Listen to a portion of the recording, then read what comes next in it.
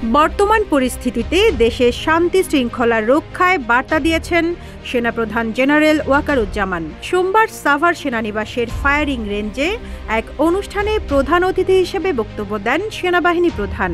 এ সময় নির্বাচিত সরকার দায়িত্ব না নেওয়া পর্যন্ত দেশের শান্তি শৃঙ্খলা রক্ষায় ধৈর্যের সঙ্গে দায়িত্ব পালন করতে সেনা সদস্যদের নির্দেশ দিয়েছেন সেনাপ্রধান জেনারেল ওয়াকারুজ্জামান।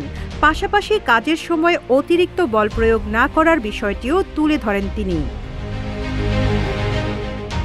সে সময় সেনাপ্রধান বলেছেন, মাঝে মাঝে কাজ করতে গিয়ে কিছু বল প্রয়োগ হয়ে যায়।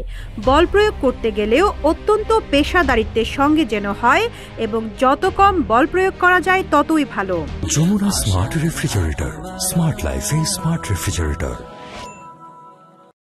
সেনাপ্রধান জেনারেল ওয়াকারুজ্জামান বলেন, দেশ ও জাতির জন্য আমাদেরকে কাজ করে যেতে হবে। যতদিন না আমরা একটা নির্বাচিত সরকার পেয়ে যাই, দেশ একটা শান্তি শৃঙ্খলার মধ্যে আসে, ততদিন পর্যন্ত ধৈর্যের সাথে আমাদের এই কাজটা করে যেতে হবে। দীর্ঘ সময় পর সেনাপ্রধান নিজে ফায়ারিং রেঞ্জে গুলি চালানোর অনুশীলনে অংশ নেন। সে সময় তিনি বলেন, একজন সেনা সদস্যের পেশাগত উৎকর্ষ অর্জনে ফায়ারিং রেঞ্জের দক্ষতা অত্যন্ত জরুরি। এটা মৌলিক প্রশিক্ষণের অবিচ্ছেদ্য অংশ।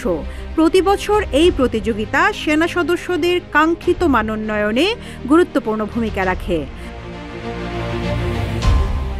সাভার সেনাবাহিনীর ৯ম পদাতিক ডিভিশনের জেওসি মেজর জেনারেল মঈন খান সহ সেনাবাহিনীর ঊর্ধ্বতন কর্মকর্তারা অনুষ্ঠানে উপস্থিত ছিলেন।